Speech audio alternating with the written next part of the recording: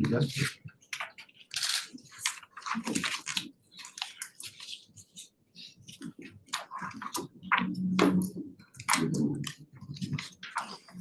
Morena, Mai Hori Mai, welcome to the ordinary meeting of council this morning. We move to apologies. We have apologies for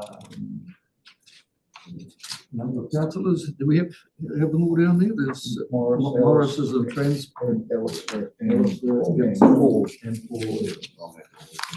Moved and seconded. All in favour will say aye. Aye. Item 3, are there any declarations of interest this morning? Peter. Yes, Mr. Chairman, there's an item coming up, the Chief Executive's report 10.7 to do with the appointment of the trustees to the Mid-Dane Walding Pines Charitable Trust. I'll step out of the room when that item occurs. I think it's appropriate, so you can have a proper discussion around that. That's okay? No, thank you for that, Peter. No further declarations. We will move to item 4, public forums, petitions and deputations. I'm not aware of any this morning. So item 5 is confirmation of the minutes.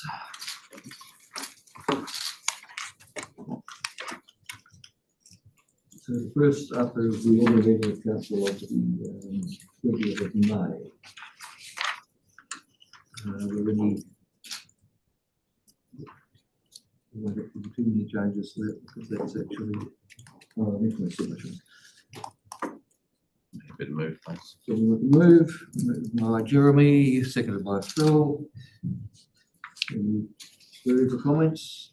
Being none, I will put the motion. All in favour will say aye. Aye. Against, no. Okay. Right, the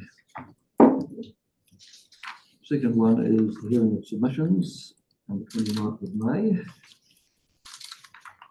Did you all those supposed to do them separately? You do each one separately. Yeah, right. So it's actually the submissions which were pretty much black and white. I would like to move the executive. That's moved by Phil, seconded by Peter. Yeah. Is that the 29th of May? Is that, which meeting is that, Mr. Chairman? That would be the first day of oral submissions. Okay.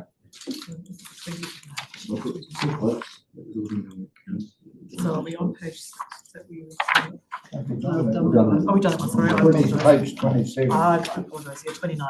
Yeah. Seconded, all in favour will say aye. Aye. And the next one is the hearing of submissions on the 5th and the 10th, and they are together because we actually adjourned. I'll move. Moved by Eric, seconded by Jeremy. All in favour will say aye. Carried. And the final one was the extraordinary meeting of council deliberations on submissions to the draft long-term plan on the 19th of June.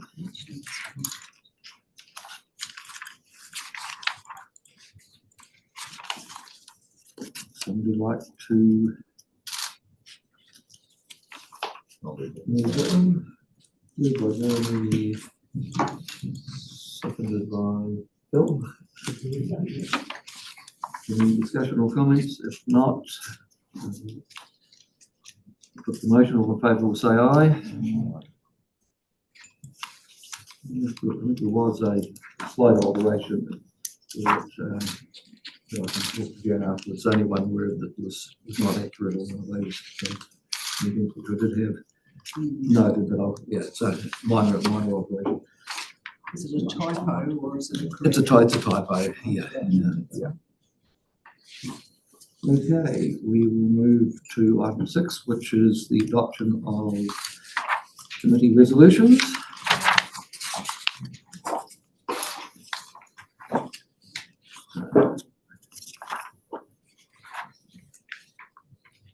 The first up will be fiscal insurance, isn't it? Yes. Yeah. Risk assurance. Yeah. Page 67, Chair. Yes, which is risk insurance. So we haven't got Morris here today or Andrew. So again, you moving? No, I can't. Moved by Phil. Might have to be you, Chair. Okay, and I can second this. I was definitely there. Moved and seconded. Any questions or comments? If not, I will put resolution. All in favour will say aye. That's no carried. We move to strategy and policy. Linda, would you like to comment? on that? I'd love to comment, but I wasn't there either, Chairman. Either. But I would like to thank Deputy Chair Councillor Rodway for taking that meeting, and I'll assume that the minutes have been read, and I'm happy to move those recommendations. Thanks. Oh, I can't actually, can I? No, sorry. Adoption. So we've got Phil moved, Neville seconded, all in favour will say aye.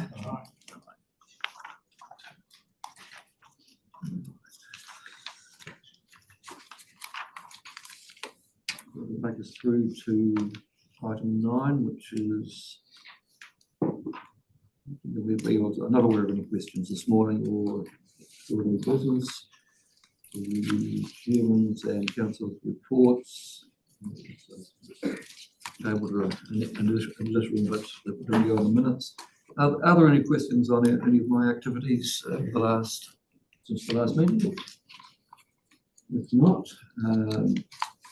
are there any verbal reports this morning?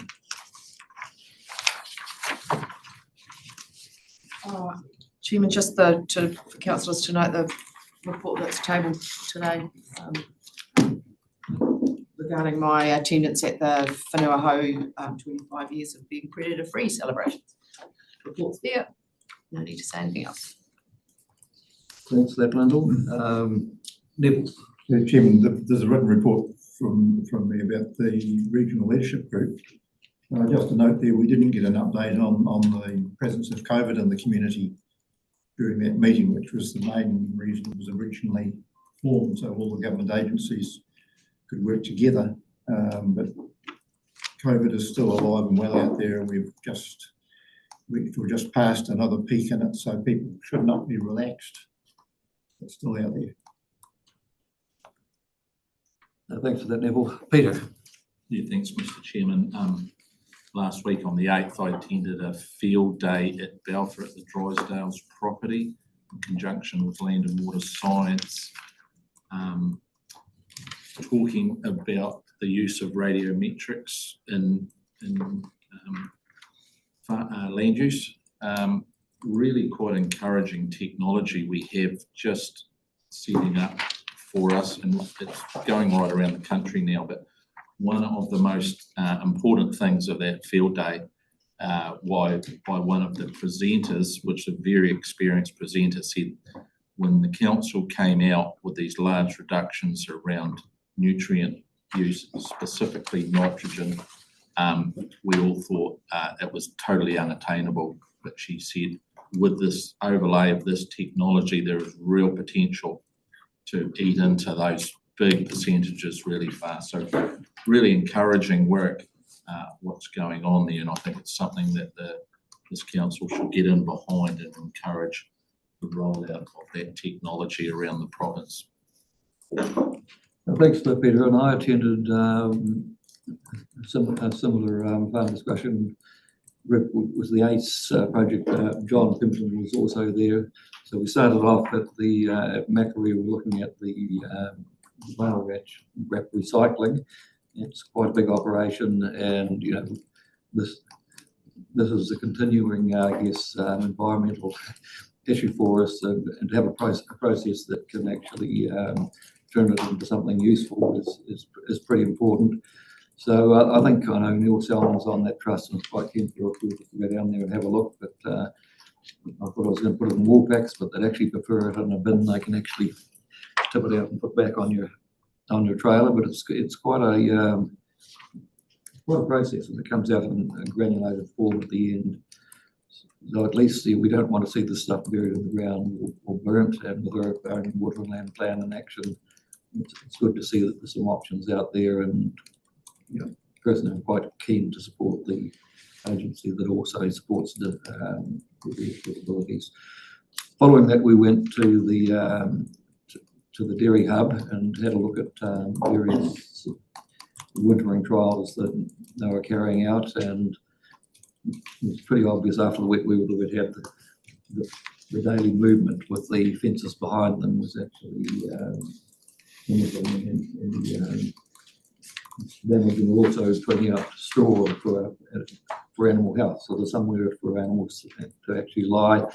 And the final visit was on a farm that actually winter grazes three dairy herds, which were all in walking distance. And I must admit it was heavy ground, but it changed my view on the way they managed that farm. There was virtually no parking, moving on with water crops every day. Animals were in extremely good condition, and I think probably had a concept in the past that was too intensive, but with science and what's happening, it was reminded we have to be a bit more flexible, and that there's no one size fits all. John, you might want to also comment on. Yeah, it was a really interesting day. I missed the thank you, Chair. I missed the tour of the recycling plant, but the wintering was really interesting. I think what was highlighted was tonnages growing. I think that was the key for the farm we visited. They weren't chasing horrendously oversized crops, so that was allowing them to get across the land quicker.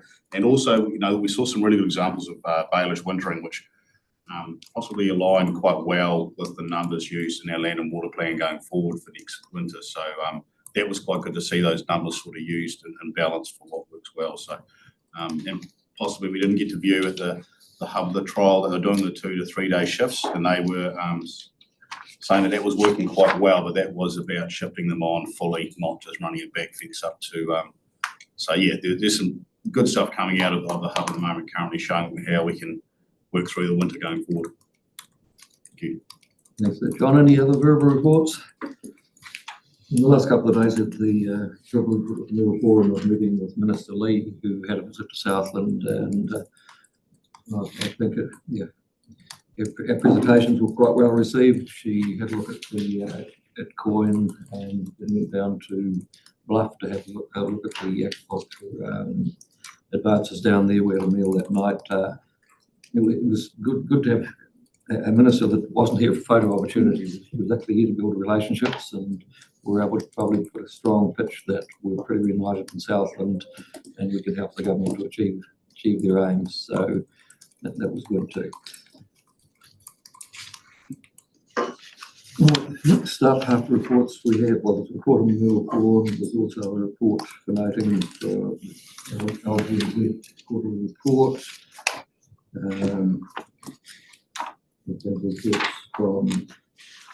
Written reports from Lyndall, from Councillor Cook, from Councillor Rodway. Are there any questions on any of those reports before we move to item 10? If not, we will move to item 10, which is along the way executive's report. Would you like to comment on the report?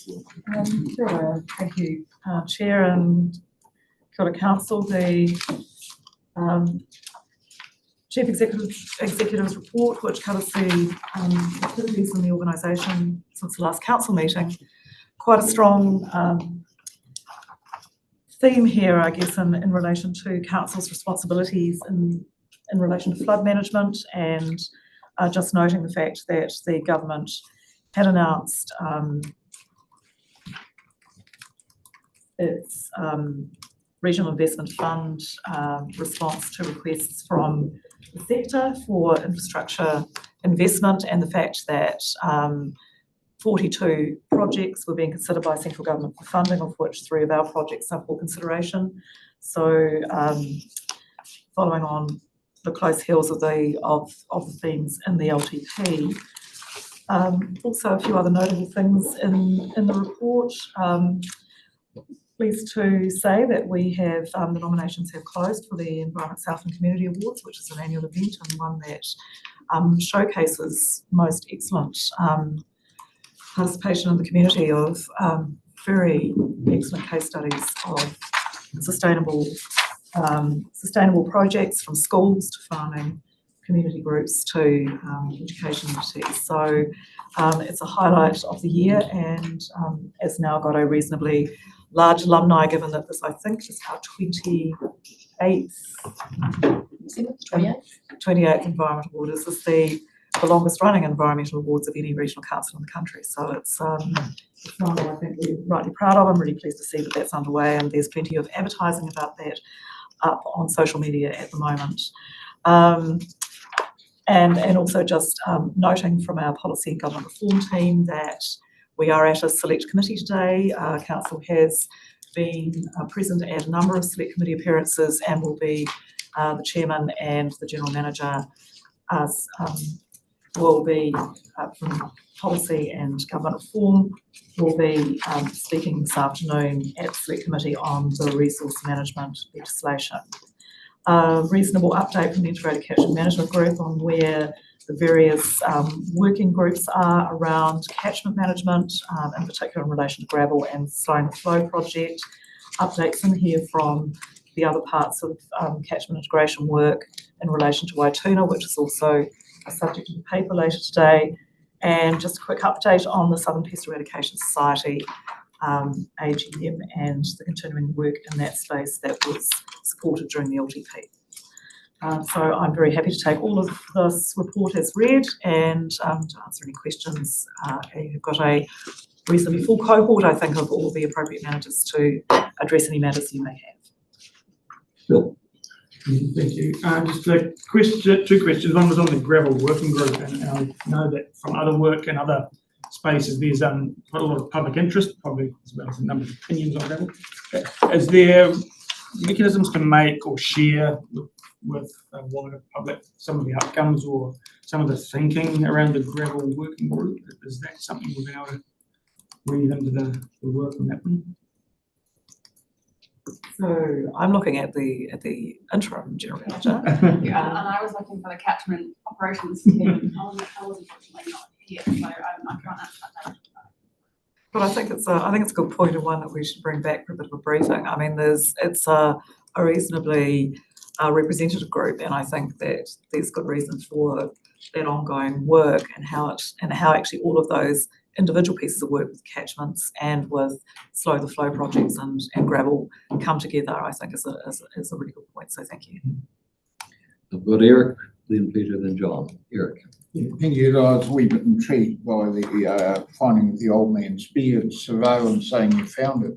It's pretty jolly obvious. You can see it at 100k for 6 months of the year when you're driving along. So how come we missed this? How extensive is it? And has it spread, or what are we going to do about it? Yeah, cool. Thanks, Ali. We've got wide-scale surveillance for Old Man's Beard, and we've got over 200 sites that we do know about. And as you said, sometimes it can be really obvious to find. And we've been checking the sites regularly, and we've been looking for new sites. What happened this year is we went to some of the sites that we thought were historic, so they've been checked, haven't found anything, and the team decided to go a little bit further. So they went up the river and they went through some forestry blocks, so quite off the beaten track, and they found some associated with old sites where the wind has taken it beyond our original search area and into sites that you wouldn't see unless you were really looking for it. So we have now found them. They are quite big. We're working on a management plan. They're in the willows, or some of them are in the willows. So we're just working with the catchment operations team as well on how we can control them without killing the willows, and or if it's okay to remove the willows. So there's a bit of work going on what we're going to do about it. It's definitely something we can deal with, but they are far bigger than we were hoping. Thank you. Peter. Yeah, thanks, Mr. Chairman. Just regarding Phil's earlier question around the gravel working group, I think that's an excellent idea. There is really high public interest in the outcomes coming from this group, but I would suggest that maybe an interim communication from that group, and of course it's derived of many partners, so it's not necessarily a council communication, but a group communication could be advised, just to give maybe even just to give the community some comfort that there is some actions being developed. So definitely support that action. John? Thanks, Chair. Yeah, it's great to see we're going to be sharing some data between us and DOC with the community down at Waituna. Just wonder if there's an opportunity, given there's a real focus on the quality of the lagoon around some key attributes. Is there an opportunity for us to have some live monitoring down there that could be streamed for the community to look at, ourselves included? Yeah, right. We've got any update on that. We are having a council meeting during the school holidays. We are down quite a number of senior staff who are away. Yes, thank you, Chair. So there is a project in progress, and we can bring an update back to council or to Stratton Pole on that particular matter.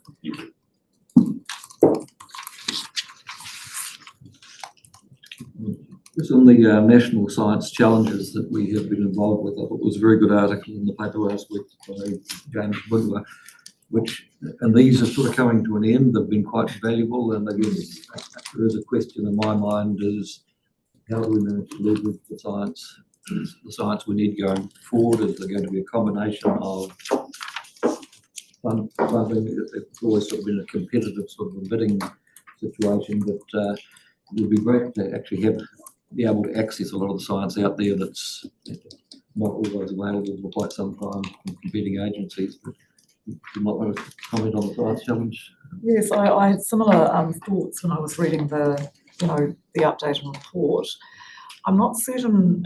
I don't want to commit the chief scientist to additional work, but I think that it will be good for us to bring back to council a bit of a review of where the national challenge got to and where to from here, and whether there are matters that we could be talking to central government about in relation to ongoing work. So the regional chief executives have a meeting coming up week after next, at which the chief scientist for the regional sector presents, and so this will be a matter that we'll be picking up nationally with the regional councils and their chief science advisor, Chris Dorney. So I think perhaps after that, when I come back and we are reporting back to council on matters, that perhaps we bring back a where to from here off the back of that national science challenge. Next left. Jeremy. Yeah, just a wee quick, I found a wee glitch just on the link to the cultivation fact sheets. Here we go anyway. Just in the, just check that out. That's all I'm asking. Have you done, please? I've just clicked on it a couple of times to get the old 401 before talking to me. So It's just you. yeah, well, it's just me. I'm happy to cultivate the way I want if I want. Yeah, I think that's good. Thank you. All good. That's always good to know. I'm sure if anybody else is Any further questions on Ron's comprehensive report? Happy to move the reception of the report. Moved by Eric. Seconded by Peter. The resolution, all those in favour will say aye. Aye. Against, no carried. Right, we'll move to 10.2, long-term plan adoption.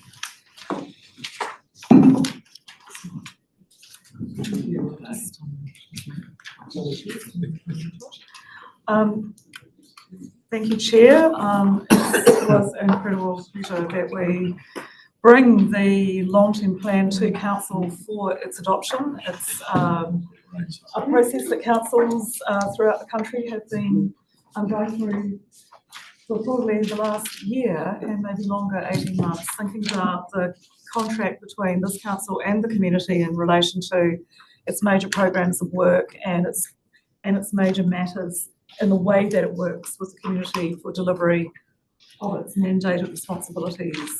This particular long-term plan has aimed to tackle the real concerns in this region relating to climate change and particularly in respect to our accountabilities and responsibilities as a catchment flood manager. And so the matters that the LTP has focused on primarily have been the need for the community to make decisions about its investment not only in the ongoing maintenance of the existing flood infrastructure for which we're responsible, but also for consideration of the future work and direction of flood management in the region. Considering that both in terms of the work program, but also in terms of the way that we rate for that, and whether these matters facing Murihiku Southland are region-wide matters to be shared across the community, or whether they're matters to be considered at a more local level. These were matters which have been facing the whole of New Zealand and have been brought into sharp relief, not just in relation to local flood events that have been the experience in this region certainly since 2019, most recently, multiple events, but also the very large national events that have driven reviews by central government of the way that our emergency responses have actually been organised, but also the broader matters relating to the infrastructure requirements that New Zealand needs to be able to afford in order to actually maintain some level of resilience. So it was, those are big matters, and they were matters that were at a time when the economy was tight and the cost of living was increasing. And so this was a conversation with the community on a number of fronts. It resulted in a record number of submissions to this council in its LTP.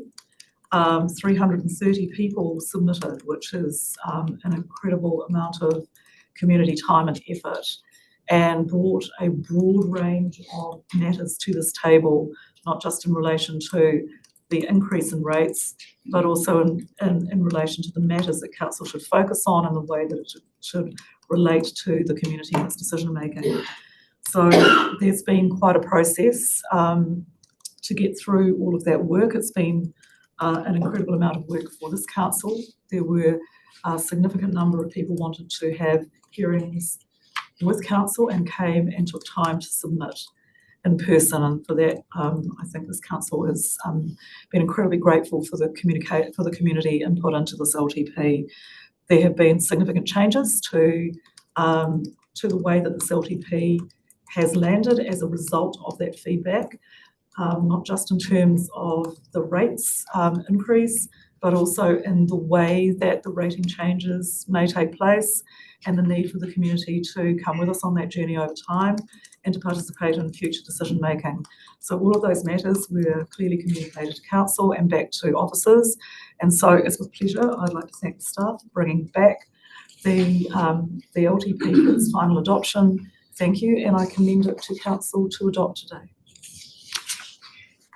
No, thank you for that. Well, it has been quite a journey. This has been a really comprehensive look at everything we do, and having heard the submissions, some things will slow down, some things will take more time to actually consult with. But actually, you know, I believe it has been a win for democracy that we've listened to people. We also have knowledge that we have in this building we have to take into consideration as well. But I think we've landed in a place where most people say, council listened. You're making prioritising your decisions. We're making pragmatic decisions on behalf of the people of Southland. But we are in a time, after seeing what's happened in the North Island, the question that we asked the public was the right one. It's how quickly and at what expense do we go to actually protect human life and our community. We will still work for that.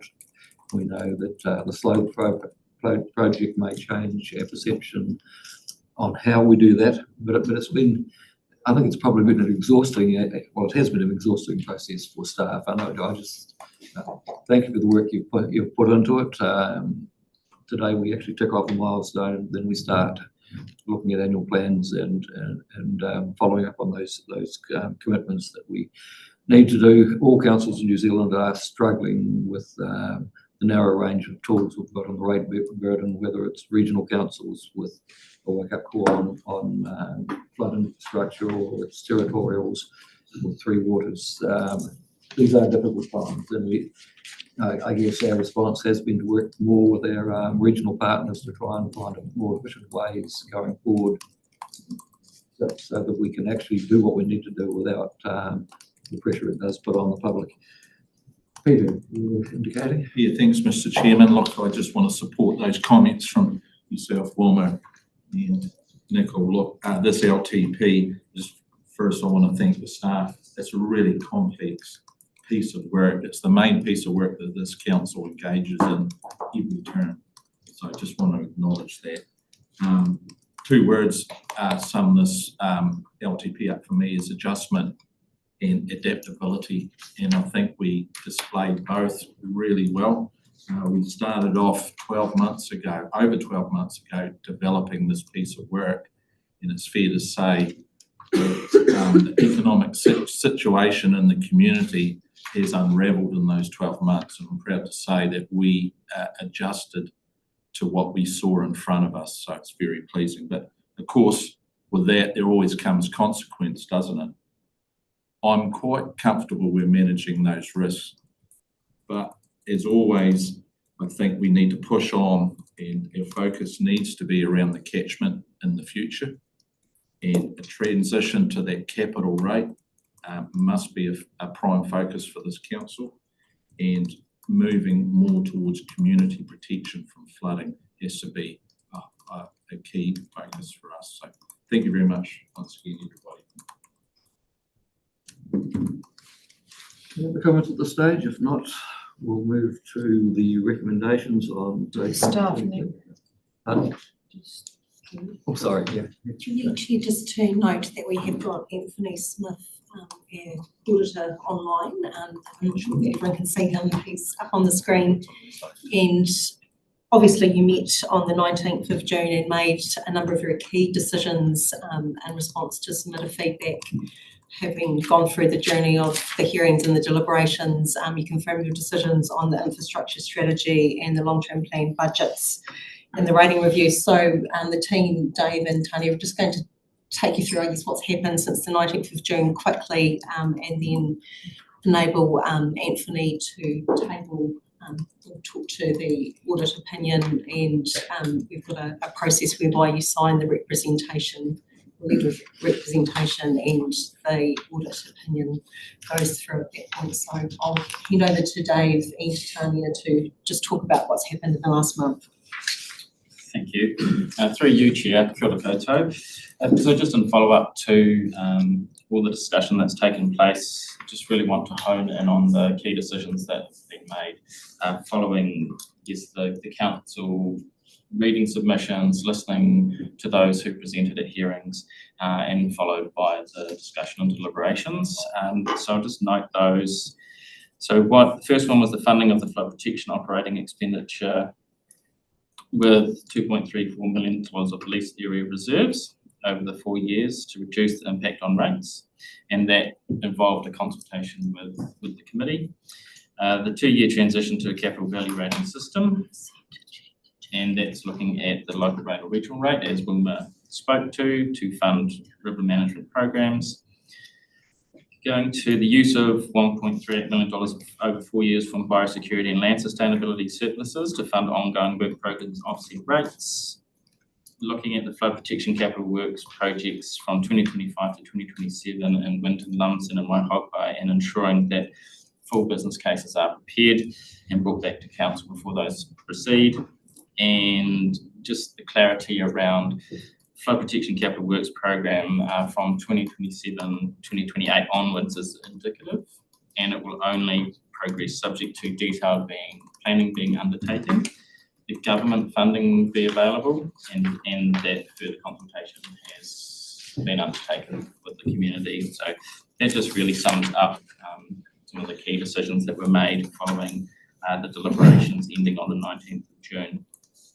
Just a quick matter of process regarding the recommendations. So just there's a couple of amendments to the order of recommendations. So the first one is just switching recommendations 7 and 8 around as a matter of process, so that we sign the chairman is authorised to sign the representation letter for audit prior to Anthony speaking to the audit opinion and us receiving, and the council receiving that. In terms of going through those recommendations, the first from 2 to 6 are all in relation to supporting documents that we need to adopt prior to adopting the long-term plan itself. In terms of if there are a couple of amendments to the long-term plan document that were included within the meeting pack. One of those, so you've been handed the papers for the amendments. The first one is page 130, which sees an additional sentence being added. So it's the first sentence there, and that is the requirement to note the non-compliance with the adoption of the long-term plan within the timeframe, within 30 June, by 30 June. And I will hand over to Tanya to talk to the second amendment and also to talk to the finance, funding needs analysis and revenue and financing policy. Thank you. Daniel? Thank you, Chair. Page 110 is this statement. Yes, thank you. There's a request for staff to look at the formatting of this page in particular. So the schedule is reserve movements and forecast movement for the next 10 years. For the non-accounting reader, it is could have been considered to be a difficult statement to understand with the large amount of capital reserves within the body of the report. $177 million of forecast capital reserves are showing on page 110. So having considered that request, we looked at it and we thought, yes, that's a fair request. And we looked at page 91, which is the balance sheet, which had the same reserves in a different order and classified a little bit more succinctly for readers.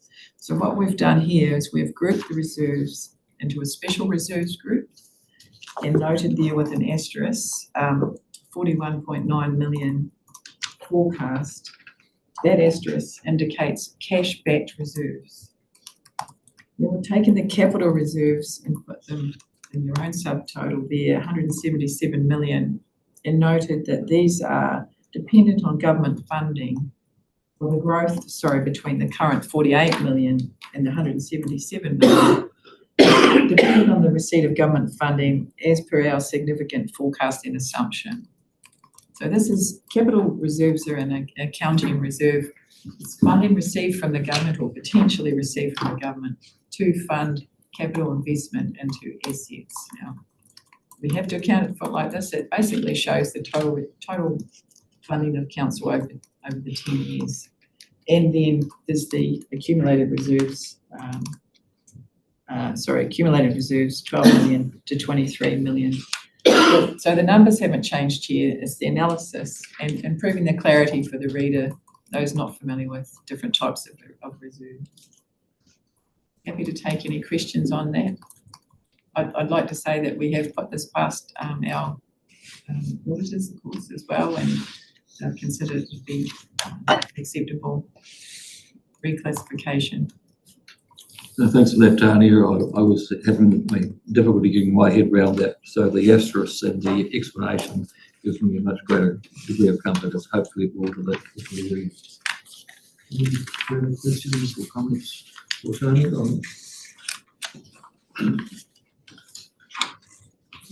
Mine's a question of clarification is, do we need to specifically agree to replace this page because this is beyond minor adjustments that are in the recommendation from the chief executive?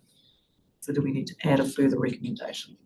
Because it's a total replacement of the page. Yes, there are 2 amendments and we recommend that you adopt the LTP inclusive of the amendments. Yes, I'll be very specific in the recommendation. Thank you.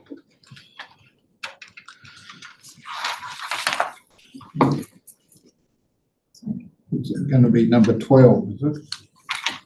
What we can do is add that onto recommendation 9. So as an end piece inclusive of amendments tabled.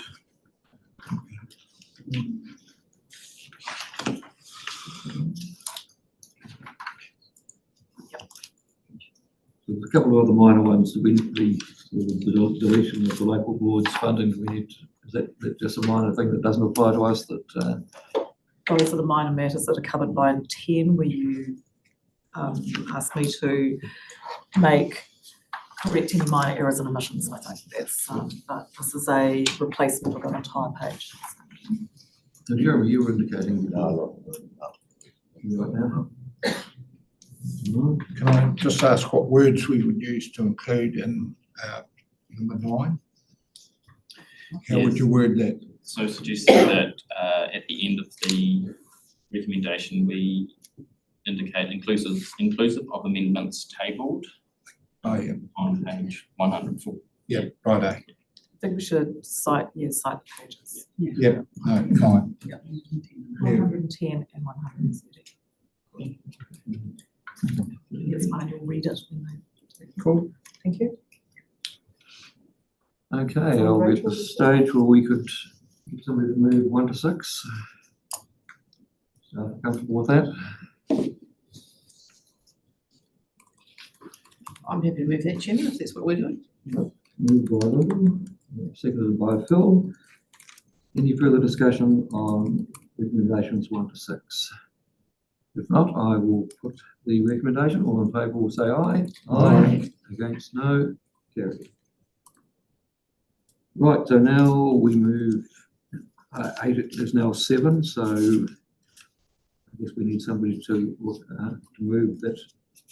I sign. I'll move. Moved by Eric, seconded by Lyndall.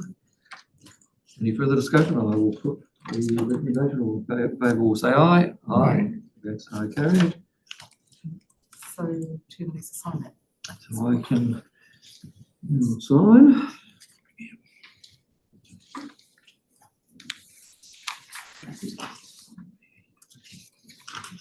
So having signed it, we can now go to the workforce order, which is we received the audit report, and you would like to speak at the stage. Would you like to? Can you hear us? So Rachel is the. Anthony is online. Anthony is online. So. Anthony, would you like to now comment on your audit report?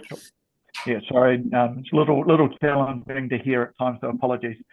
Tēnā koutou katoa, thanks for having me along today. As far as the audit, the long-term plan is concerned, for the necessary resolutions, adoptions and receipt of the management representation letter, we are ready to attach our audit reports to the long-term plan. We've received all of the explanations and evidence that we require as part of that process. Just a couple of quick things to note from me on that audit report. Excuse me. Consistent with the consultation document, you may recall we had a discussion as part of that process around the funding assumptions included within the infrastructure strategy around the flood protection. There was a qualification on that CD report, which carries forward through to the plan.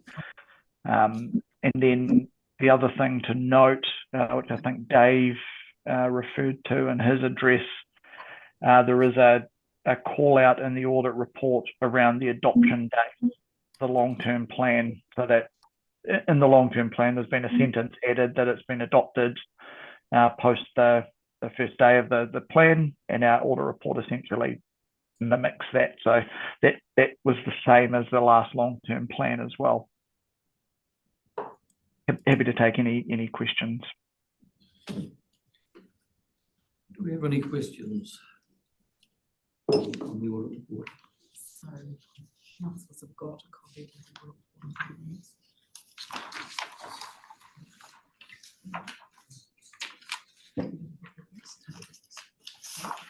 Yep, got one.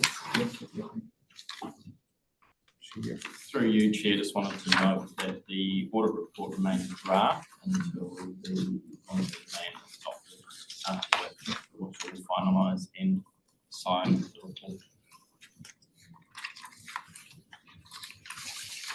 Well, it has been a bit of a journey, but we appear to be landing in a place where our auditors have a reasonable degree of comfort, and we might have missed our date, but it was important to actually get the process, so I'm not too worried about that one. No, anybody else indicating? So I think thanks for the work of the audit team with our team to get us to where we are. I know you're under pressure with a lot of other audits as well, and our time frame moving slightly, and it was mainly so that we could have a democratic process during the submission period that put us back a little bit. But it's been a bit of a marathon, but it's actually good to see it virtually signed off. So unless you'd like to make any further comments, I'll just thank you for the report. No, nothing else from me. Thanks, Chair. Okay, so we are going back to move to C. Right, so we're now at item 9. Oh, we've received, I'm going to receive 7. So we received the audit report from Deloitte, which has been tabled. Would somebody like to move in that direction? Phil? In a second, that we just need the resolution. Oh, we just need a resolution. Okay, well, I'll move that we resolve to receive that report. You just need to get a vote. So we now say aye. Aye. Maybe. All in favour that we receive the report, say aye. Aye. Okay. Now we can move to item 9, which can, We've done no, we've done 8 down the other way. That was me signing. And they need to read the amended version of recommendation. 9. Pursuant to section 93 of the Local Government Act 2002 and including the matters in items 6 and 7 above, adopt the 2024-2034 long-term plan inclusive of the amendments tabled relating to replacement pages 110 and 130. Thank you. You've heard the resolution. Would somebody like to move? Item 6 and 7, or is it 6 and 8? Just we've changed. Somebody will tell me that. Oh. So can we just clarify that, please? Is it 6 and 7 or 6 and 8? 6 and 8. 6 and 8. 6 and 8. Oh, you're not remembering. So having heard the amended resolution, would somebody like to move? Moved by Neville, seconded by Lyndall. Any further discussion? I will put the resolution. All in favour will say aye. Aye. Thank you. Right. Item 10 is to delegate the authority to the Chief Executive in consultation with the Council's external auditor, the ability to correct any minor errors or omissions within the long-term plan, supporting documents and supplementary materials as required prior to publication. I'll move, Chairman. Moved by Neville. We don't actually define minor. No, it's it. In consultation with the auditor, Anthony will tell us if they're minor. Seconded by Eric. All in favour will say aye. Aye. And finally, item 11 is to approve the draft responses for individual submitters. And because we had 330 submitters, this is a very weighty little document, which I'm sure has meant countless hours by staff and actually doing as we always try to do, is that all those submitters will receive a response. And going back through them, you can see that common thread that did come through to us in a lot of cases. So it's the first time we've probably had half a tree to deal with, but it's actually it's a sign of the strength of democracy when people come in and give their views.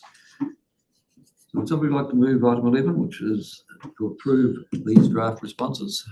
Moved by Phil, seconded by John. John. Further discussion? Probably had someone from that side. Let's ask a question. Maybe she was right. Rachel, would you like to explain to the councillors how these are presented in the public domain and how the responses are available as just general themes, etc.?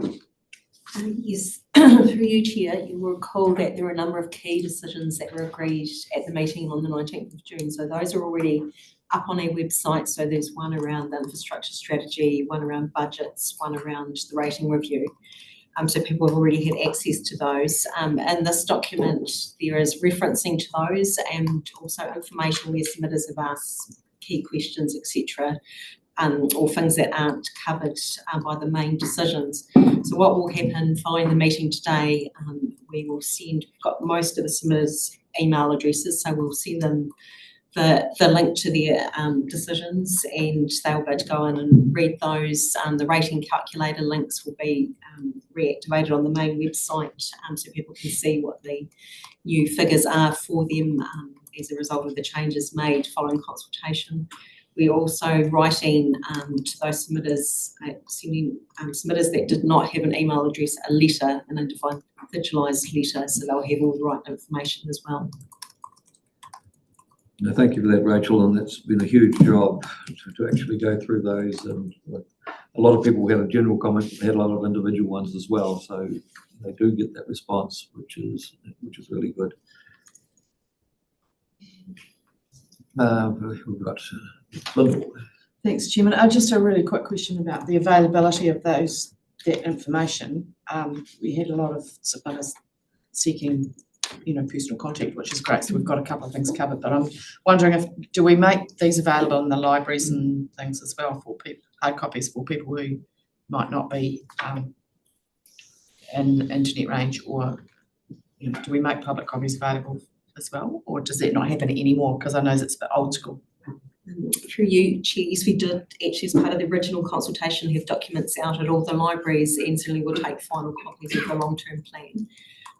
As I say, we are sending each submitter their individualised information, but we'll have a think actually about whether it would be useful to leave these decisions at the libraries as well.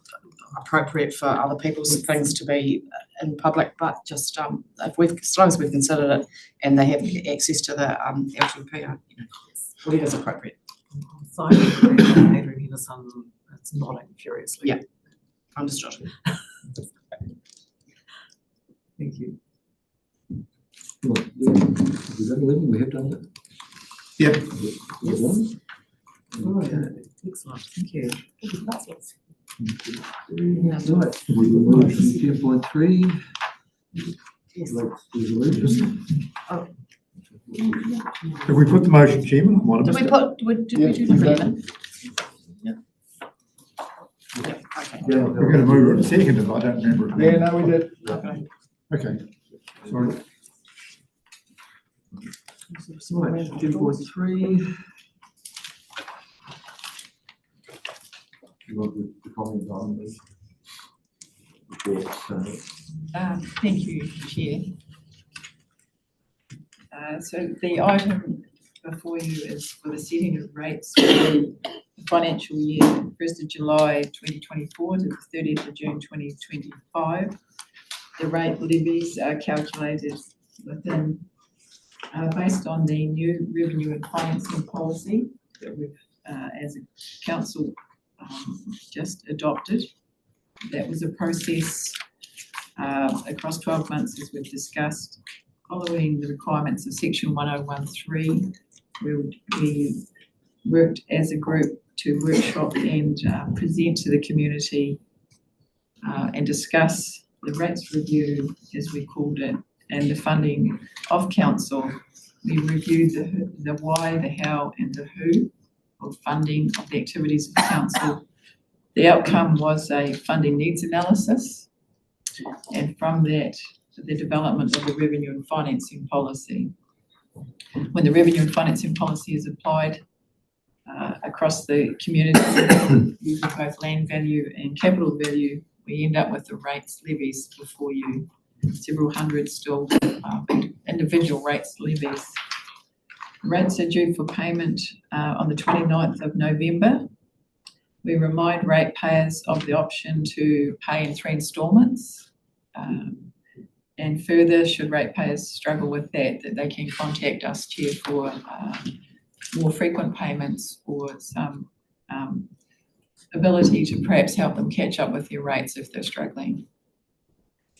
So I think, Chair, that summarises the resolution, and I ask the council to move so. Thank you. No, thank you for that and the explanation, Tania. And while most people it's still it's a one payment, the fact that the option is out there to talk to us or to set up other payments, I think is a good way forward for people who are struggling. So without changing it to quarterly or whatever else, we actually provide an opportunity for people. So we have recommendations 1, 2 and 3. Would somebody like to move?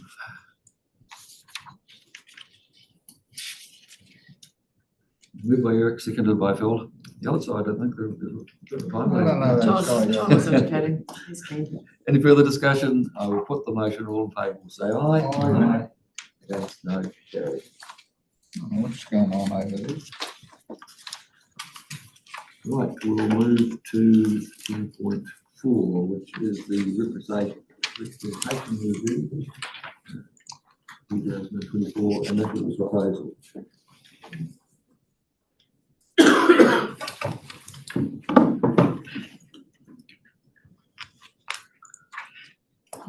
Through the chair, thank you. Kia ora koutou.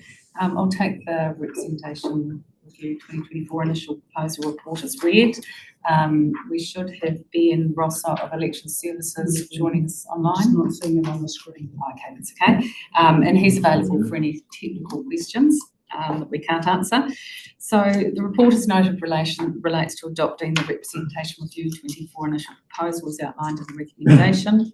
Just as a reminder to councillors, the representation review requirements include identifying the total number of councillors, the number of constituencies and boundaries and name of each constituency, taking into consideration communities of interest, effective representation and fair representation. The initial proposal was based on councillor feedback and direction provided at the council workshop on the 22nd of May. However, after that workshop, SDC advised of 2 additional mesh blocks that they were proposing to move, one in the Taramoa area, which affects 30 people, and the other in the Waikana and Monroe Road area, 60 person mesh block. These have been reflected in the initial proposal and as presented in the report. SDC resolved its initial proposal yesterday at the council meeting, and their proposal reflects the proposed minor boundary changes that we have been made aware of through the preliminary consultation, and that these have been reflected in the initial proposal recommendation. Following adoption of Environment Southland's initial proposal, it will then be publicly notified for submissions, and that submission period will run from 19th of July until the 19th of August 2024. A range of communication channels and methods being used with targeted communications to those Environment Southland ratepayers living in the mesh blocks most impacted by the proposed minor boundary changes. In addition, targeted approaches are being undertaken to encourage greater diversity and engagement, given this relates to how the Southland community is represented. Just to note that for the last representation review, 3 submissions were received with no submitters wishing to be heard. After considering any submissions on the initial proposal and any hearing, council will then resolve its final proposal, which also is required to be publicly notified. If any appeals or objections to the final proposal are received, or if the arrangements do not comply with the plus or minus 10% rule, then the final proposal will be referred to the Local Government Commission for determination. The outcome of the representation review will apply for the 2025 and 2028 local body elections unless council chooses to conduct another review before the 2028 election. Thank you. No, thank you for that. Just for clarity, I think you said we're trying to actually have our boundaries as close as possible to the territorials to avoid conflict. Yes. Peter. Yes, Mr. Chairman. really good to hear about that communications around those niche blocks. I did receive calls when voting papers went out. People were very confused. They must have missed all that last time. I wasn't aware of what communications were involved there, but really pleasing to hear that you're going to focus on that. We're going to try our best to get that information out. Yes, so people don't get that surprise. The challenge we have got is that Southern District Council are consulting on their initial proposal at the same time. So there could be some confusion in community, but we'll do our best to ensure we're going to have some flyers and have those out in community facilities such as we can, in bowling clubs, at golf clubs, through schools, etc. So we're going to try a very broad approach to get the best engagement. Any further questions or comments? Pretty similar to last time, the population hasn't changed too much, so I think it's a place to go out to.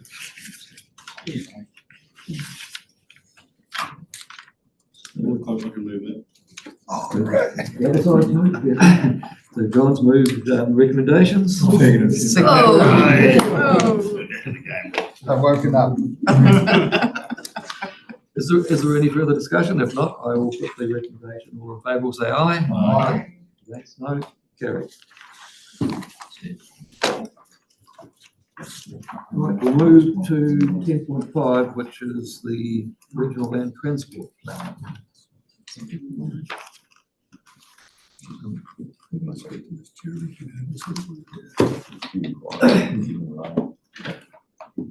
you, Chair. I'll take the paper as read, Chair, but also nod to Councillor McPhail, who may want to talk to this item in terms of the process that was undertaken. We also have Dean Lowry, one of our policy planners online, available to answer any questions that are of a technical nature that I can't help with. But yes, as I say, Councillor McPhail may want to talk to the process. Yeah, I'm happy to discuss it. We went through the process and it was reasonably plenty of submissions and had a couple of days of hearings and obviously there's been trying to work out what the government's doing too and things like that. So there's been timelines and things that have been interesting, as we all know in councils this year. But certainly has some real good feedback and altered a few things here and there as we knew what the government was doing. But I think it's certainly, there was certainly a focus. I was reading what we've already read the report around cycle trails and connecting networks. One which was quite interesting and was the problems of access to health in the regions, particularly reference to disadvantaged and blind citizens come up quite a bit.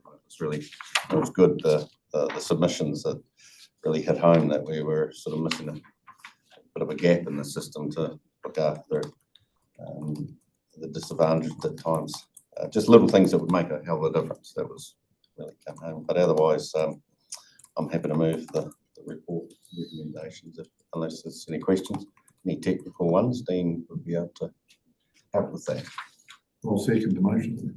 Moved and seconded. So did you feel that the Otago Southland Committee made a wee bit of progress with it? In the national direction, we always feel we're underfunded. We've always got the point, do we get our fair share down here? There has been,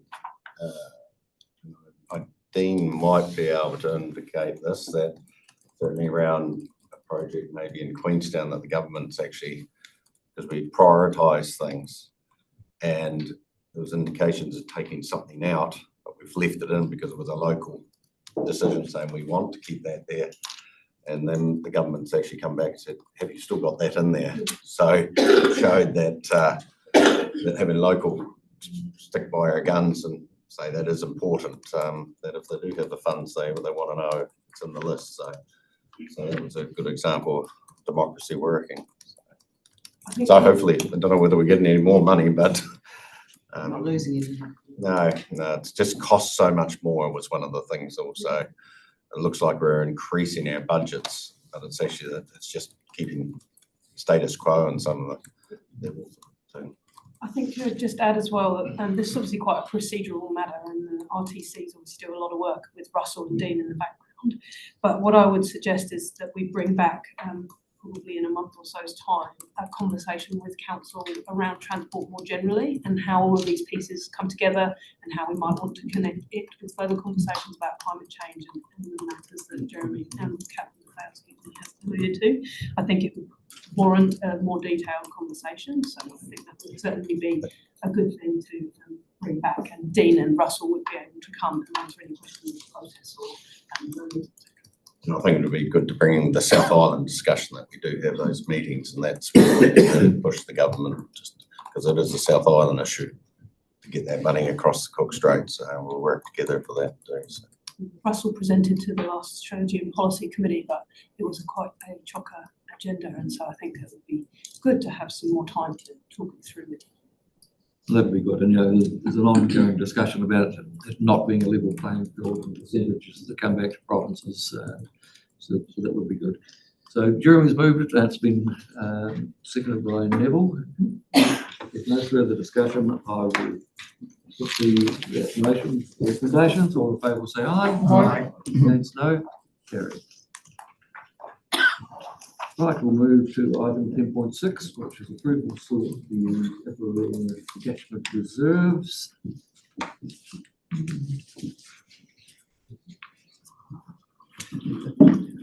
Morning. Unfortunately, Randall's away on leave, so I will try my best to answer any questions. Hopefully everybody has read the paper. Essentially, we are seeking retrospective approval to use the Epirina catchment reserves for up to $200,000 for the emergency work, which is currently being carried out.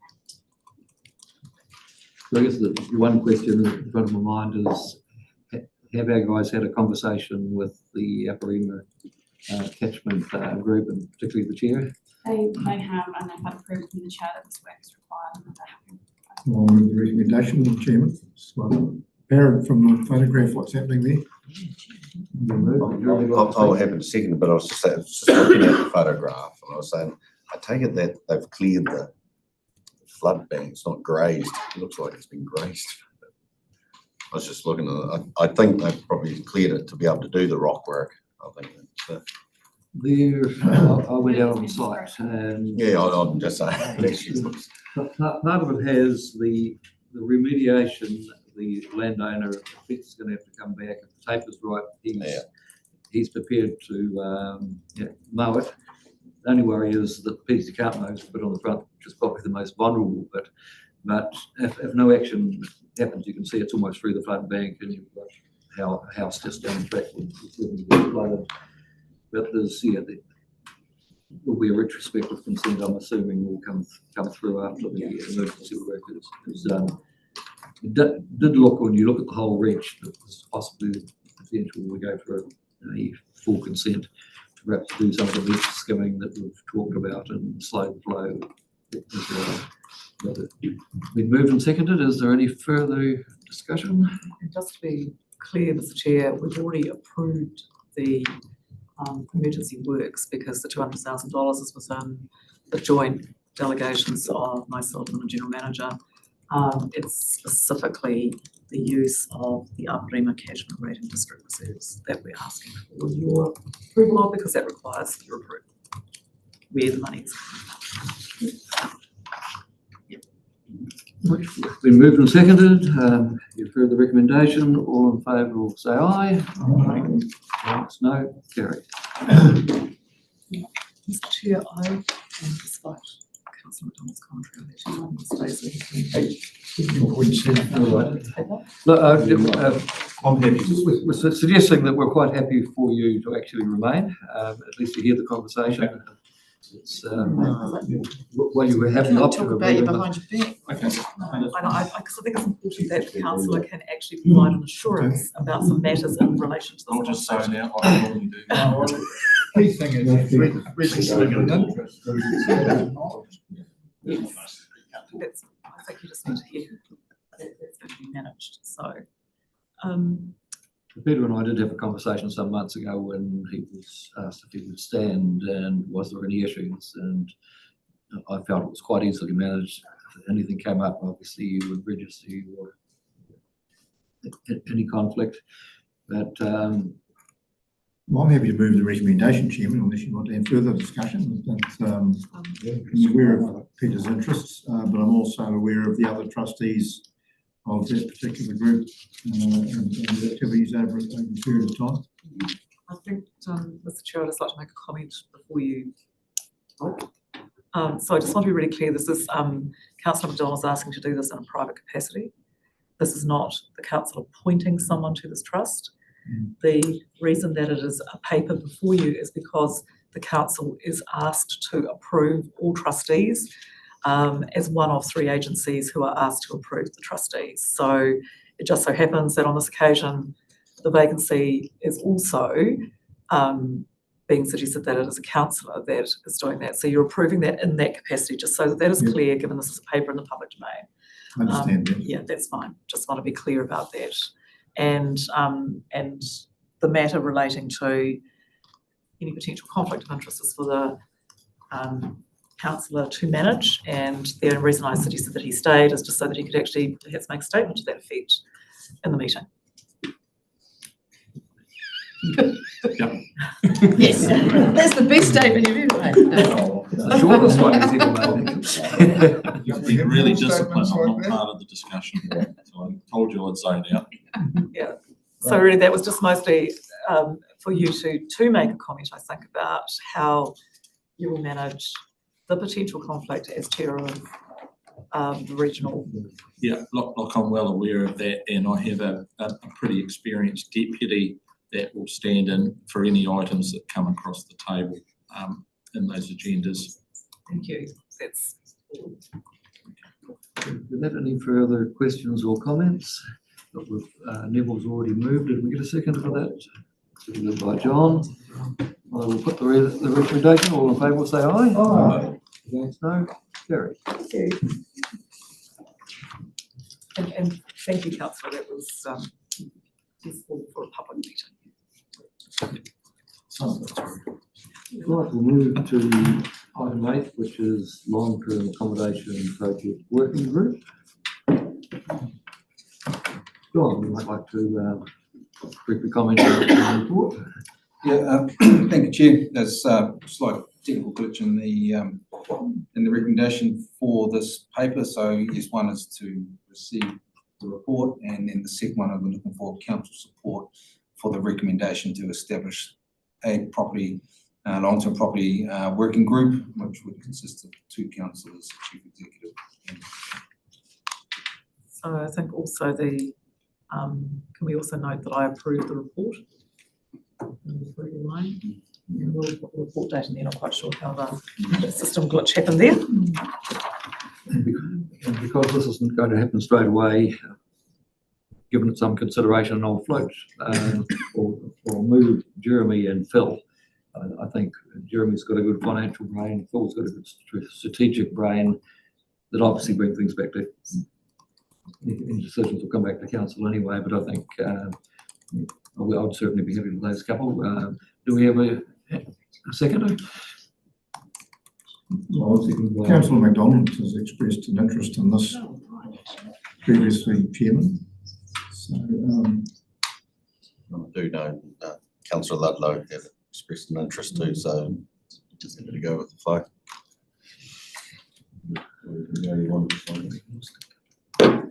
Mr. Chairman, I'd be happy not to, but my main focus is that we have got really good reporting back from that subcommittee to committee, so we understand not just at the final stages of anything, we've got visibility right through the entire process, you know, at those key junctures.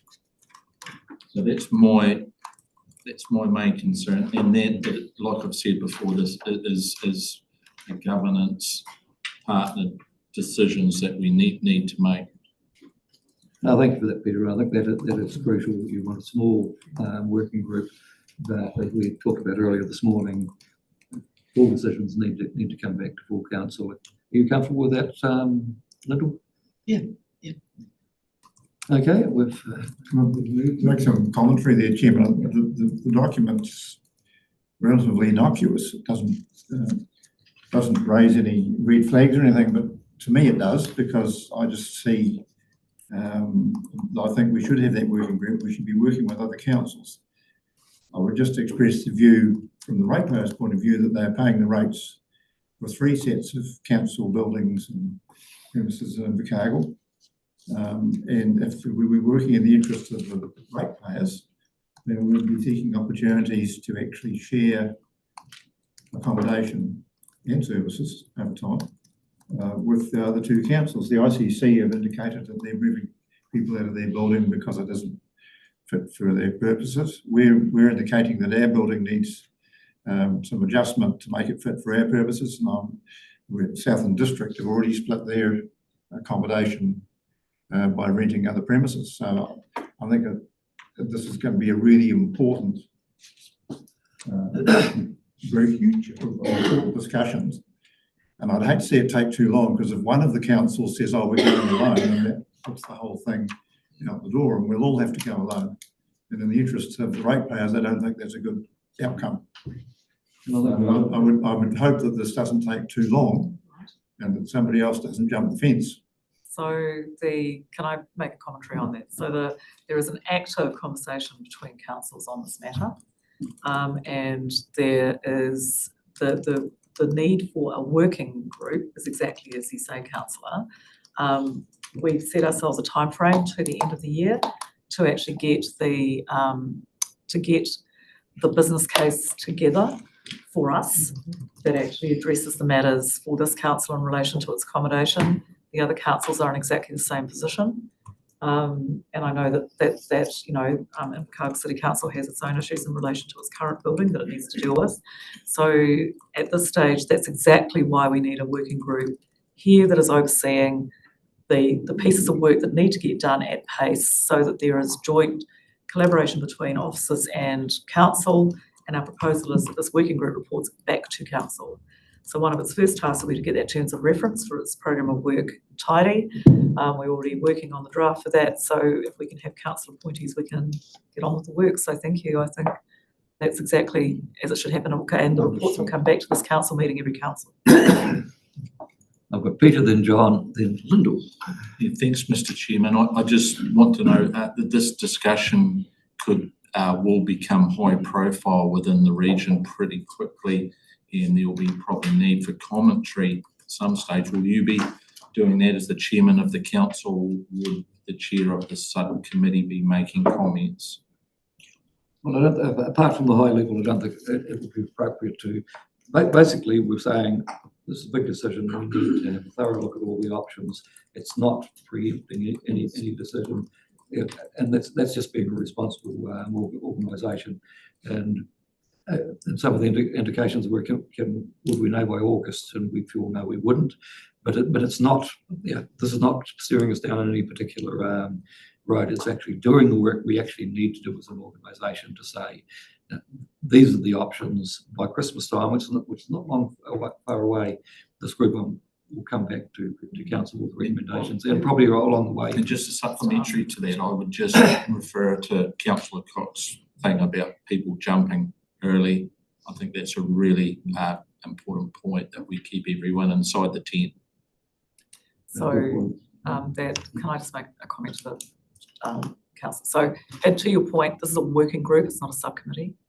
So we're not proposing a subcommittee for this, we're proposing a working group. The purpose of this is to actually get the pieces of work done and in front of council that need attention in order for this to meet the needs of this council.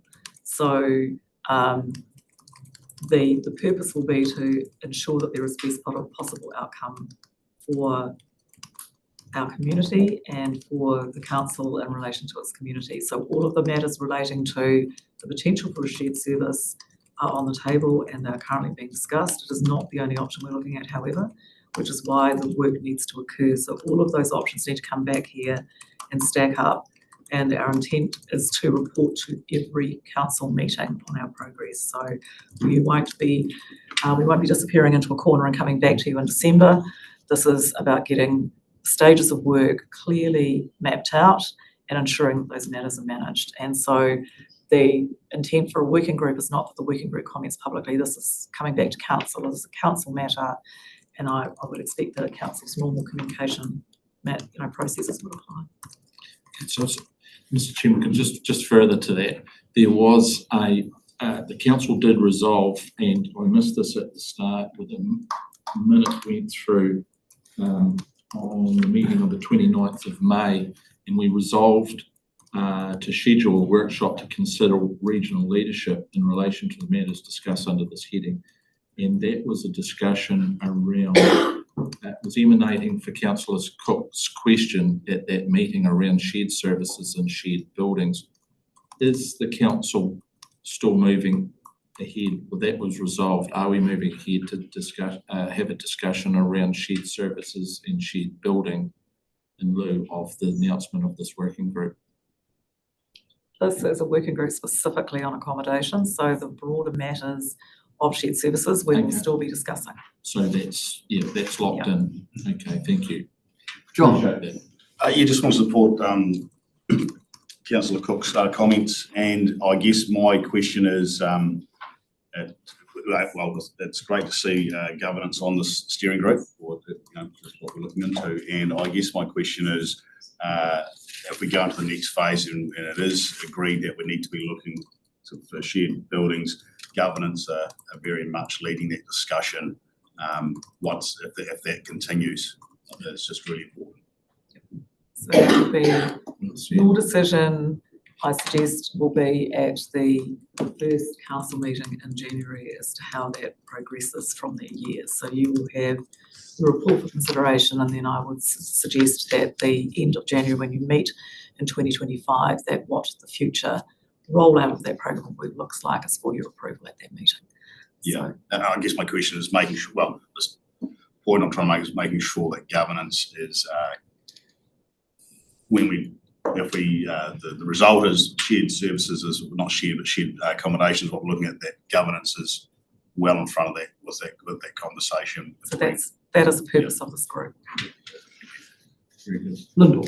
Thanks, Chairman. Just a couple of points. I was going to raise the point about the difference between shared services and shared accommodation, and some shared services, as I've alluded to, we had begun but kind of got stalled somehow. So it'd be great to keep that moving, perhaps in a parallel conversation. And as much as I hate to do it, I would just like to make the point that diversity of representation on that group is important. But having said that, I'd really appreciate being an alternate to that group, just in case my fellow councillors are busy, and they both are busy, as am I. So if you would consider having me as an alternate, that would be great. Thank you. Support that.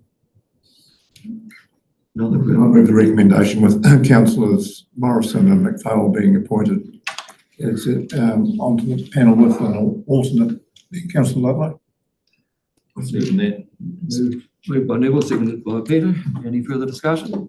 Just going to make a comment that this should be a great opportunity. Like, this is trying to bring a community. The community is always indicating about cost and structures and things like that. So, going into something like this, if we can get everybody in the room and get an outcome that shows the community we're listening, we're not doing our own things, it sort of almost brings us a bit closer together. Because fundamentally, we can't afford to have all these 36,000 ratepayers paying for 4 councils. It just doesn't work. We've got to think differently for the future and long-term investment. So sort of looking forward to being involved in this. Well, we should be all looking forward to seeing what the outcomes we can achieve. So. And at the end of the day, we need the right information to make the right decision, and that's what this is all about. And there will be transparency with it. So that's been moved and seconded. I put the motion. All in favour, say aye. Aye. Thank you. Thank you. Right, we'll go to 10.9. Expenditure of delegated authority of services contract.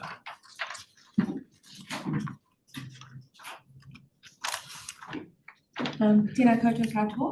As per my report, we have gone through a thorough RFP and evaluation process and appointed our laboratory services contractor RJ Hills Laboratory for the next 4 years. Does anyone have any questions relating to that? Yeah. Yes, at Christmas, we had a bit of a bottleneck with Waituna testing. There was quite some delays and quite tense time. And was that just a one-off, or is that been resolved with the challenges we had around that time?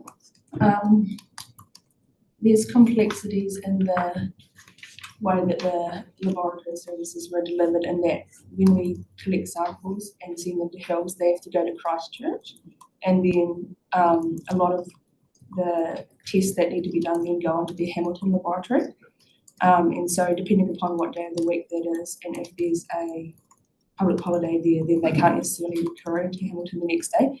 So in part of our contract negotiations, we discuss with them how we can address this better. And so in those cases where we have samples requiring urgent analysis, then we can send them directly to Hamilton Laboratory. No, thanks. Yeah, thanks, Mr. Could I just ask, a number of years ago, we had a lot protracted, a long debate in the council around this issue about who should service our testing needs, and involved Hill Laboratory. Can you access that discussion? Are you basing your present decision upon this discussion that's happened in the past year? Yeah. I'm assuming we've just been through a competitive tendering process. Yes, but can I just say through you, Chair, that the team that have undertook this process included staff like John Prince, who's just recently retired, who've been involved across all of those years, so that organisational knowledge was put into the process. Thanks, Mr. Chairman. Just to follow up to John's question, so in Hamilton at Hills, they will process and do the work through public holidays. So what that means is essentially the delay was being caused by the shipping not being able to happen with public holidays and weekends. So if we can send them directly to Hamilton, then they can get the testing process begin more quickly.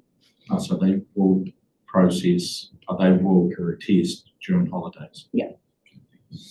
Well, I'll move the recommendation, Chairman. Moved by Neville, seconded by Jeremy.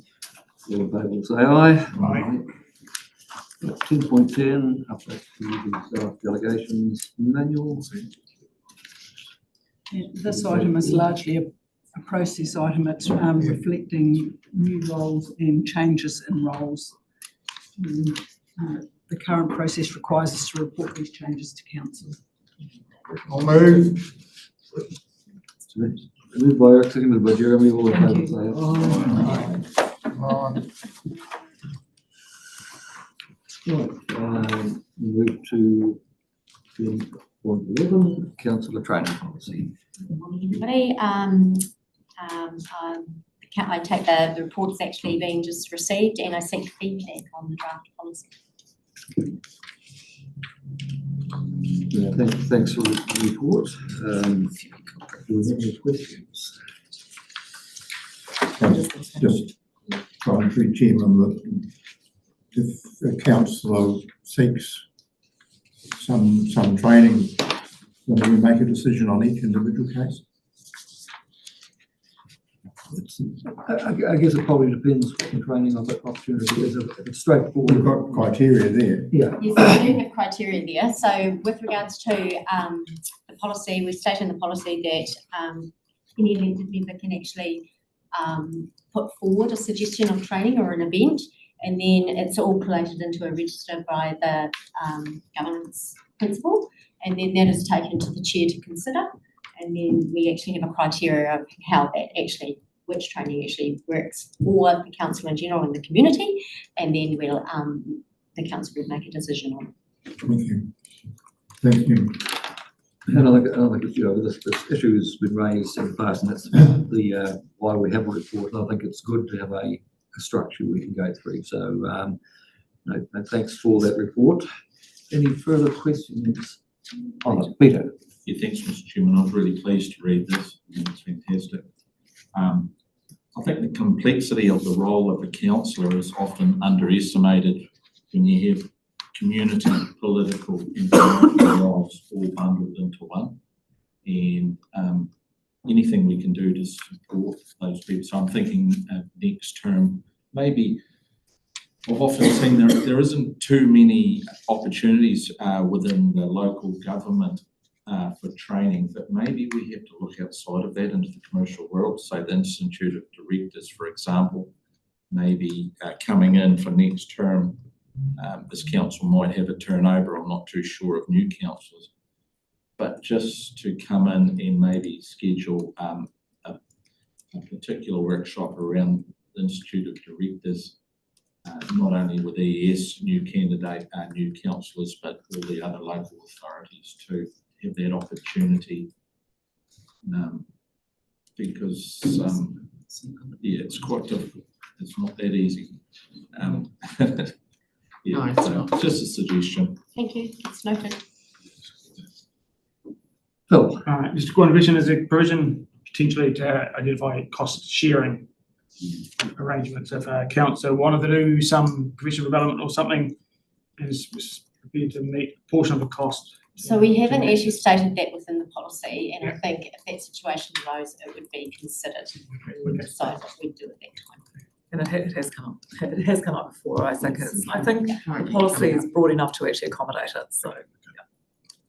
So it gives us a process we can go through, and all those questions that come up, but also having a register for transparency, I think is really good too. So I'm happy to move the recommendations. We have a seconded by Peter. Any further discussion? I read the recommendation. All in favour will say aye. Aye. Against, no. Right, we will move to item 12.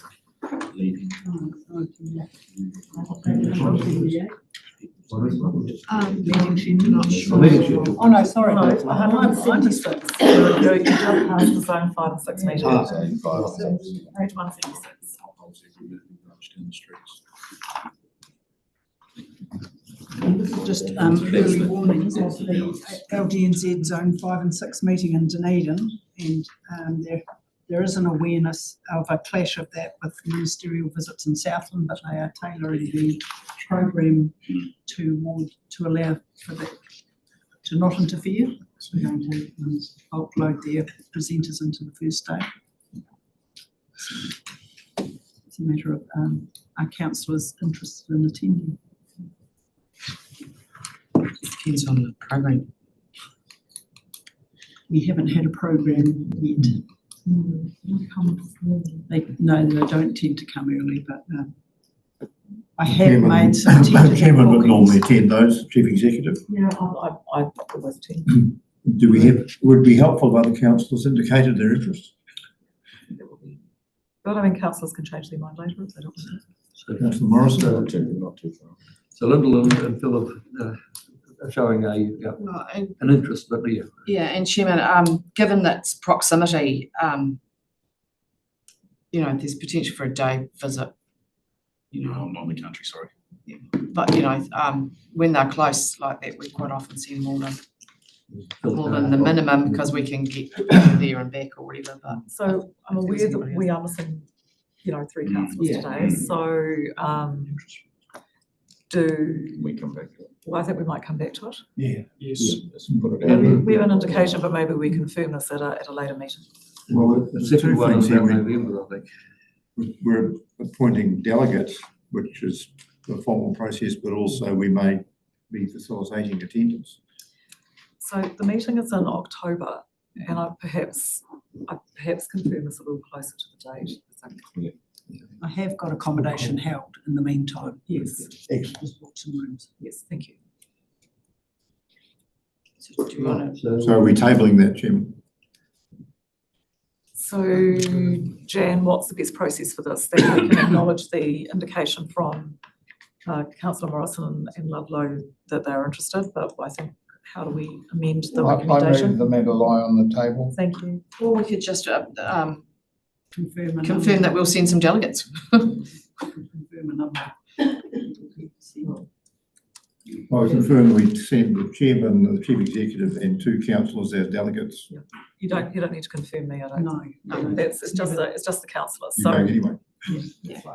So, So we're confirming up to 3 councillors, basically, which. Wasn't? On everybody name, but I think probably Morris and obviously need to ask the others, so I won't need accommodation anyway, so. Take along. Yes. So the paper suggests that because the proximity is close, perhaps what we can agree as council in the recommendation from receiving the report is that the council agrees to appoint up to 4 delegates to attend the LGNZ zone meeting, and that we can confirm those at a later date. That'd be an acceptable recommendation. Yes. Sounds good. Jan will have that down efficiently. Councillor Cook, is that amendment? Neville, you're right with that? We're agreeing to send up to 4. Good, thank you. Right, so 4 delegates, and we have a. Can you get a second? Neville moved, seconded by John. All in favour will say aye. Thank you. Meeting schedule. 278. 178.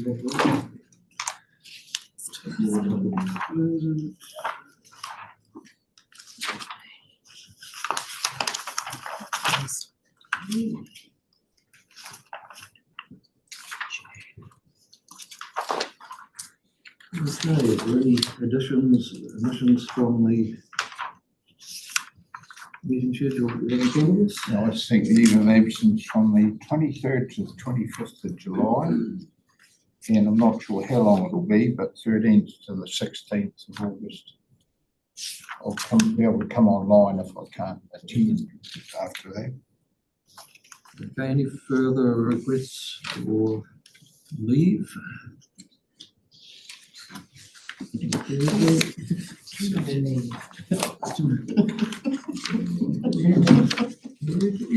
not sure I did.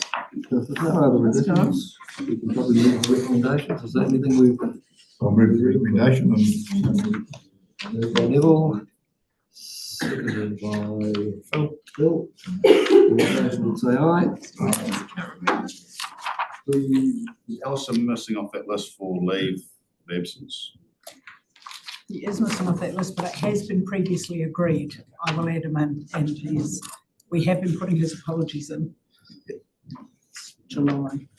Okay, that will end the public part of the meeting. There's an item currently sitting in the public excluded agenda, which doesn't fit the criteria for an item to be in public excluded, and that is item 14.3, transfer of funds to Whakamana Waituna Charitable Trust. So it's proposed to deal with that just as an additional item in public. Thank you. At this time. So which page is that? That is page 201 of the 201, agenda. it's right at the back of your agenda. So can we deal with that now, please, councillors? Transfer of funds, okay. So councillors, this is paper following up the workshop last week in relation to the matter of the residual funds relating to the deed of funding agreement, and this has been sitting in a specific bank account that we hold on behalf of the trust. The deed of funding has concluded. The projects have been completed that were in the agreement. There is 1.22, 1972 and 72 cents sitting in that bank account, and the recommendation is that that funding be passed to the Whakamana Waituna Trust, which is now operating as a trust managing its own finances and its program of work, and that leaves our double handling of these monies. It is a simple transaction. It involves money that is residual from this council's contribution and also the contribution from the Living Streams Fonterra collaboration. So it's a straightforward matter, and we need your approval to transfer that sum of money out of a bank account that we manage. So moved. Just ask one wee question just around, sorry, just around, so that money's just, is it a separate trust, an account? It doesn't go into our, I think you've answered it, but I just want to clarify that when we're dealing with money like that, it's just put into an account that just sits there? We've been Go holding, into our accounts. it has actually been in our balance, but we've been holding it in trust. So it's not our money, but we've recognised that it's not our money. And so every year in the annual report, we note that. So the interest received and things like that. It hasn't been earning interest specifically because I suppose it's part of our general funds. We try and, technically, we try and keep our balance low, our check account low, but what we're saying is we have not forecast any income from this money. But we're using it, are we? To offset It has our, been part of our capital, working capital for the duration of the project. I just remind councillors that at the same time we funded a lot of the working capital for Whakamanati Waituna Trust as well. So for a significant part of the time we were funding in advance of the government money. I think the councillor's question though is, are we just using like it in where a it way sits in other our than? books, where we. Yeah, I think your point is, isn't it, that you want to know whether this money is being used in any way other than for Whakamanati Waituna? No. And, you know, this has been a project we've been involved with for a long time, and this funding had to come through an account like our own, but it's actually caused quite a workload for Tania and anybody else that's been working with it, because it's almost double handling. So there has been probably quite a significant resource has gone into supporting this project to get it to the stage. The trust now is, it was initially just a dollar or $10 trust. It has now moved to where it can have its own accounts and has got them. So it's really moving to the next stage. We've complied with their commitments under a deed between MFE and ourselves. So we're at the stage where the workload will drop off, but some of the learnings from that trust we've seen for 4 or 5 years. So there's a need for an ongoing presence, and it's basically a change in structure to where it's going to be more self-funding than it has been in the past. And it's, to me, it's been a very successful project. You know, I think we should be proud of the results we've had.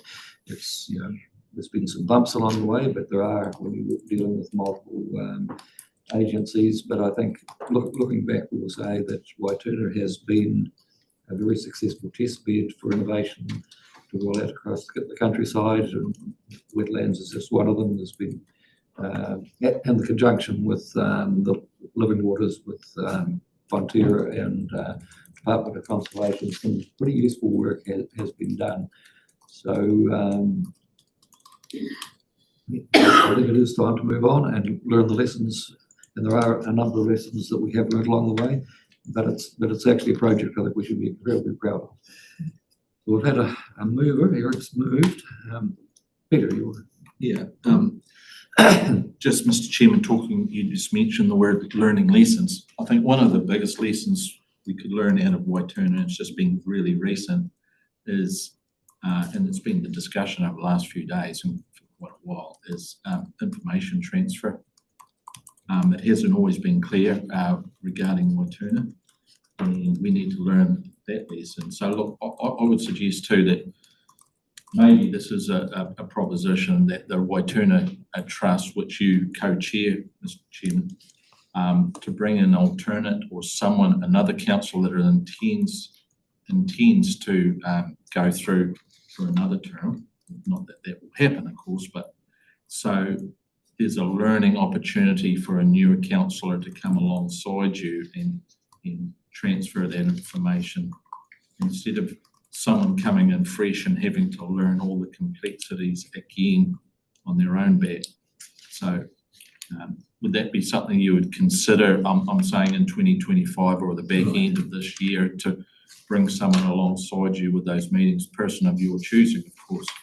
Well, I think it's something that should be put to the trust because and I think there will be quite a degree of positives about this is having people sitting there learning because we are moving out now. We've now got a community representative and that communication loop will improve going forward. But I guess for a long time we were focused on actually delivering what commitments we had. Is it something you could bring to the trust as an item or? For me, that just makes sense for the continuity of the work and the complexity. So what does anyone else think about that? So, so Chair, can I just, Relevant to the recommendation on the agenda. yeah, I think this is just an administrative matter that we need to deal with and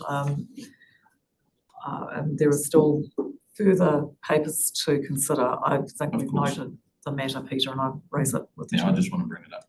I'll second the recommendation. Thank you. Anybody else? Moved and seconded. Any further comment or discussion? If not, I will put the recommendation. All in favour will say aye. Aye. Thank you. Right, so now we go to the public excluded parts of business. Right. So that concludes the public part of the meeting for today. We checked that we're offline. First of all, you're still online because we need to pass the resolution First. to move into public excluded. And that is to confirm the public excluded minutes of the ordinary meeting of council on the 29th of May, of the ordinary meeting of council on the 5th and 10th of June, to adopt the public excluded committee resolutions of the Risk and Assurance Committee from the 19th of June, and to adopt public excluded resolutions from the Strategy and Policy Committee of the 26th of June. And the grounds are to enable a local authority holding information to carry out without prejudice or disadvantage commercial activities, to protect the privacy of natural persons, to maintain legal professional privilege, to prevent the disclosure or use of official information for improper gain or advantage. Section 721, 72G, 72A and 72H of the Local Government Information Movement. So moved, Chairman. Moved by Neville, seconded by Peter. Mr. Chairman, can I just have a wee bit of clarity? Was the previous item that we discussed meant to be in public or public excluded? So I moved it out of public excluded because we don't know why it was put into public excluded. Thank you. It's not a matter, we discussed this openly and it's not a matter for public exclusions, public funds being moved for an administrative purpose. It's not a commercial matter. Moved and seconded. All in favour will say aye. Aye.